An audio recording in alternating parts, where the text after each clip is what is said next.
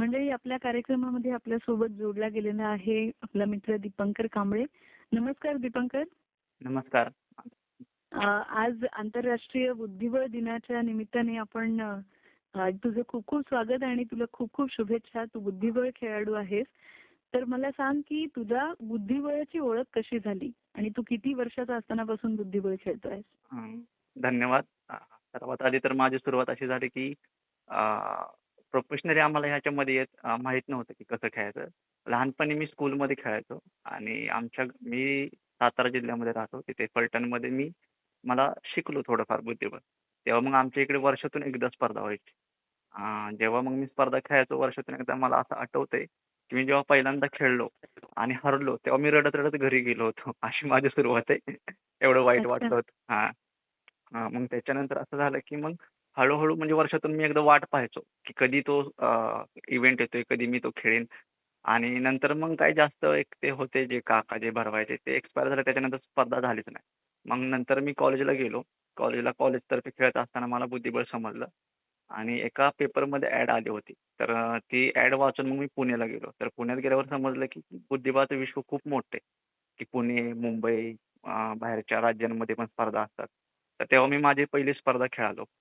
हं, हं, हं. तर तिथे मग जेव्हा मी स्पर्धा खेळालो तेव्हा मग मी जिंकायला लागलो एज ग्रुप कॅटेगरी. आणि तिथे लहान मुलं जी होती तर ती नावं घ्यायची इंग्लिशमध्ये, लाईक किंग, चेसमध्ये असतात किंग, बिशप, नाईट, क्वीन. आणि आम्ही मराठीमध्ये आम्हाला काही समजतच नव्हतं की अरे ह्याला पण हे बोलतात.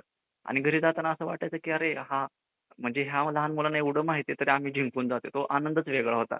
आम्ही बसने हं, प्रवास करायचो मित्र. आणि तशी मग माझी सुरुवात झाली म्हणजे बुद्धिबळाची. हं, हं. हम्म. बुद्धिबळाचे तुझे प्रशिक्षक कोण होते आणि सर्वात कठीण किंवा सर्वात अवघड असा कुठला भाग वाटला तुला त्यातला? हम्म. अवघड तर असा मला कोणता भाग वाटला नाही, कारण की मला ऑलरेडी इंटरेस्टच होता त्याच्यामध्ये.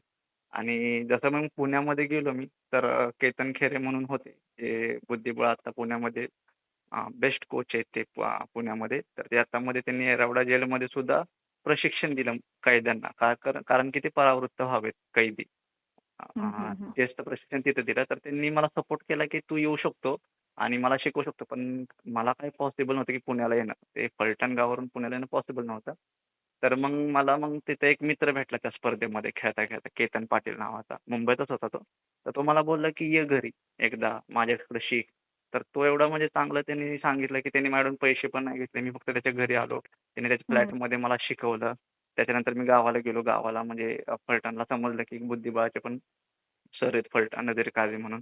त्यांनी मला हं. थोडंफार शिकवलं. आणि इथून मग माझी सुरुवात झाली की मग मी बुद्धिबळची स्पर्धा पण एक इव्हेंट केली लहान असताना सुद्धा, की चला हं. म्हटलं आपण ट्राय करू.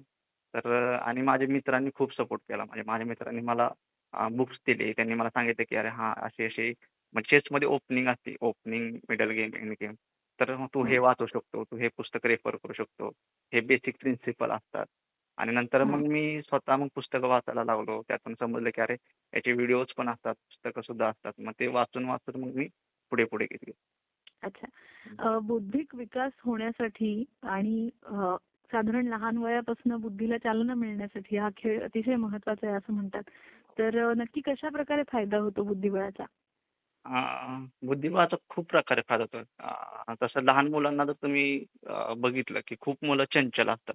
म्हणजे प्रत्येक प्रकारे. काही मुलं शांत असतात, तर त्यांना म्हणजे खेळात आवड निर्माण झाली, स्पर्धा खेळायला गेली, की ते म्हणजे ॲक्टिव्ह होतात. काही-काही चंचल मुलं शांत होतात. म्हणजे हा गेम असा आहे की क्लासिकल 3 प्रकारे असतो. क्लासिकल, रॅपिड आणि ब्लिट्झ. म्हणजे क्लासिकलचा अर्थ कसा की क्रिकेटमध्ये आपण कसोटी मॅच बघतो, बरोबर ना?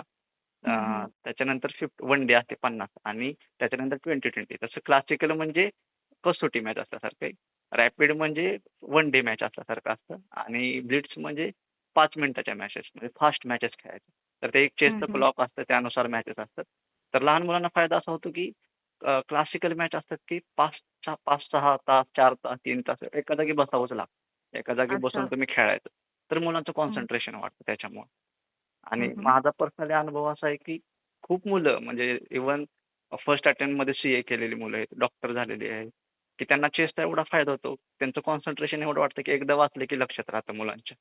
हं, डिसिजन हं. मेकिंग घेता येते. म्हणजे आयुष्यात तुम्ही तडजोडी किती जरी प्रॉब्लेम आला, काय आला, तरी तुम्हाला त्याच्यावरची सामना करायला सोपं जातं. कारण की हं. तुम्ही खूप चेस हा एवढा छान गेम आहे लहान मुलांनाच नाही तर मोठ्यांना सुद्धा.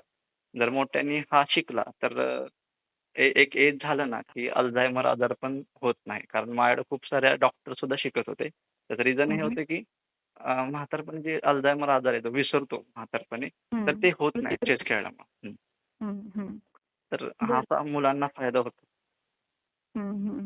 पण मग जेव्हा लहान मुलांना तू शिकवतोस हं, हं. आणि आता सध्या फिडे रँकिंगच्या पाठीमागे बरेच जण जाताना दिसतात. म्हणजे हो, पालकांची बरोबर. सुद्धा अशी अपेक्षा असते की हं, फिडे रँकिंग माझ्या मुलाला मिळालं पाहिजे किंवा काय. हं. तर तुझं फिडे रँकिंग सध्या काय आहे आणि पालकांच्याकडनं सध्या काय चित्र दिसतं, म्हणजे हं, हं. त्यांच्याकडनं कशा अपेक्षा आहेत? सध्या तरी आता मी मुंबईमध्ये शिकवतोय. Dark knight chess academy घाटकोपरमध्ये.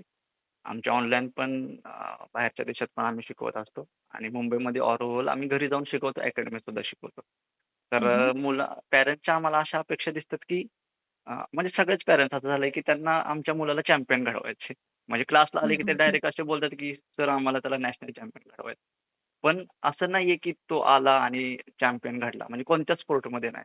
तुम्हाला तेवढं डेडिकेशन द्यावं लागतं. लहान मुलगा आधी शिकला, बेसिक शिकला. त्याला बेसिक शिकायला 3 ते 6 महिने जातात. हम्म. लहान मुलाला.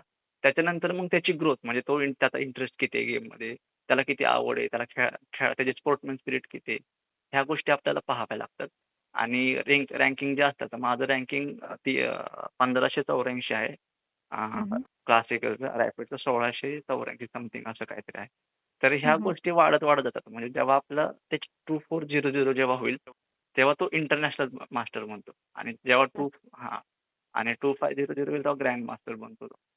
हम्म. तर मग हे टप्पे असतात आणि लहान म्हणजे पालकांना ते पेशन्स ठेवावे लागतात. कमीत कमी आता सध्या सगळ्यात म्हणजे लेटेस्टमध्ये लहान मुलं एवढी आहेत इंडियाकडून, की हम्म. इंटरनॅशनल मास्टर बनतात, ग्रँड मास्टर बनतात. पण त्याच्यासाठी तुम्हाला हम्म. कमीत कमी 5, 6, 7 वर्ष द्यावी लागतात, की तेव्हा तुम्ही इंटरनॅशनल मास्टर, ग्रँड मास्टर बनता.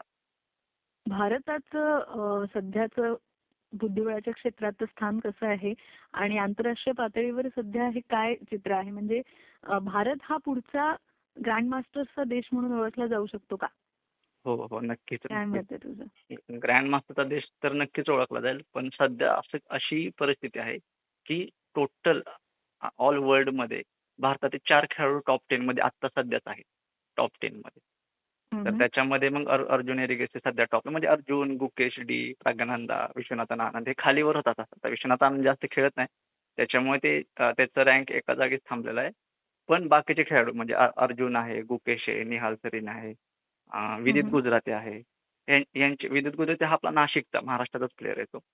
तर हम्म. खूप असे आहेत की सध्या भारताचं भविष्य एवढं चांगलं आहे, की वर्ल्डमध्ये कुठेही स्पर्धा होऊन द्या, तर तिथे टॉप 3 मध्ये भारताचा एक प्लेअर असतोच. अर्धे हम्म. प्लेअर हे भारताचे खेळायला जातात आणि म्हणजे एवढं डॉमिनेट केलंय इंडियाने, की 100% टॉप 10 मध्ये भारताचे प्लेअर असतातच प्राईजमध्ये. हम्म. अशी परिस्थिती आहे वा. सध्या. आणि डी कुकेचं सांगायला गेलं तर आता जेव्हा आपल्या वर्ल्ड कप कोणता पण कसा असतो, वर्ल्ड कप, वर्ल्ड चॅम्पियनशिप, तशी बरोबर. वर्ल्ड चॅम्पियनशिप चेसमध्ये सुद्धा असते. तर त्याच्या आधी कॅन्डिडेट मॅच होते म्हणजे क्वालिफाय होण्यासाठी. तर हम्म. विश्वनाथ आनंद हा 5 वेळा जगज्जेता आहे बुद्धिबळाचा. ते सगळं सर्वांना माहीत असेल. पण हो. त्याच्यानंतर जो डी गुकेश झाला, कॅन्डिडेट हम्म. मॅच जिंकला आता आणि तो डिंग लिजेंड, चायनाचा जो डिंग लिजेंड आहे, तो येत्या नोव्हेंबरमध्ये वर्ल्ड चॅम्पियनशिप मॅच होणार आहे. तर अच्छा. तो सध्या त्याच्याशी भिडणार आहे. डिंग लिजेंड वर्सेस डी गुकेश आणि चान्सेस तर असेच आहेत की डी गुकेश जिंकेल. कारण की तो अच्छा. खूप चांगल्या फॉर्ममध्ये आणि खूप मॅचेस जिंकल्या. म्हणजे वुमन्सचं जरी म्हटलं तरी ब्लिट्झ रॅपिड फॉर्मॅटमध्ये कोनेरू हम्पी पण जिंकलेले आहे. हम्म. प्रज्ञानंदाची बहीण वैशाली ती सध्या हो. जस्ट आता 2 ग्रँड मास्टरला तिने हरवलं. म्हणजे एवढ्या फॉर्ममध्ये आहेत. दिव्या देशमुख महाराष्ट्राची प्लेअर आहे. ती आता वर्ल्ड ज्युनियर जिंकलेली आहे. तर एवढं चांगलं आहे भारताचं भवितव्य बुद्धिबळासाठी आणि प्रोफेशनली म्हणून पण आता लोक उतरत आहेत, बुद्धिबळाकडे वळत आहेत. खूप म्हणजे चांगलं. करिअर म्हणून सुद्धा त्याच्याकडे हो, हो, हो. करिअर पाहता येईल. हो, हो. कारण की जर माझी सुरुवात तुम्ही बघितली ना, तर मी एकदम मला त्या पीसेसची नावं माहीत नव्हती. ते मुंबईपर्यंतचा प्रवास जो आहे माझा. तर मी आता हम्म. कोचिंग करू शकतो. मला माहिती आहे आम्ही आता मध्ये एक पॉडकास्ट घेतला. चेस बेस हम्म. इंडिया म्हणून एक आहे कंपनी. टॉप 5 मध्ये येते ऑल वर्ल्डमध्ये. तर त्या कंपनीची मुलाखत घेतली. ते स्वतः विश्वनाथ आनंद, मॅग्नस कार्लसन म्हणजे मॅग्नस कार्लसन तर सगळ्यांना माहिती आहे. ऑल टाईम फेव्हरेट प्लेयर आहे तो. म्हणजे हम्म. बेस्ट टॉप 3 मध्ये त्याला गणलं जातं. बॉबी फिशर, गॅरी कास्परोव्ह आणि मॅग्नस कार्लसन. हम्म. आणि आत्ताच सध्या झालेल्या मॅचेसमध्ये प्रज्ञानंदाने मॅग्नस कार्लसनला हरवलंय क्लासिकल. हो हो तर बरोबर. एवढं म्हणजे आपलं बुद्धिबळाचा म्हणजे तो स्वतः बोलतो मॅग्नस कार्लसन की मॅग्नस कार्लसनने स्वतः दावा केलाय की इथून पुढे भारताचं भवितव्य खूप चांगलं असणार आहे. ते प्लेअरला आले की मोस्टली ते म्हणतात की नेक्स्ट चॅम्पियन कोण असेल तर भारताचाच असू शकतो. अरे वा, हे क्या काही बात आहे. हो असं आहे. आंतरराष्ट्रीय बुद्धिबळ दिनाच्या निमित्ताने आमच्या कार्यक्रमात तू सहभागी झालास आणि या निमित्ताने होणाऱ्या स्पर्धांमध्ये तू आणि तुझे विद्यार्थी प्रतिनिधित्वही करत आहेत. त्यासाठी तुम्हाला खूप खूप शुभेच्छा दीपंकर. धन्यवाद धन्यवाद. मला तुम्ही बोलवल्याबद्दल आणि माहिती सांगितल्याबद्दल तुमचे आभार व्यक्त करतो. धन्यवाद. थँक्यू.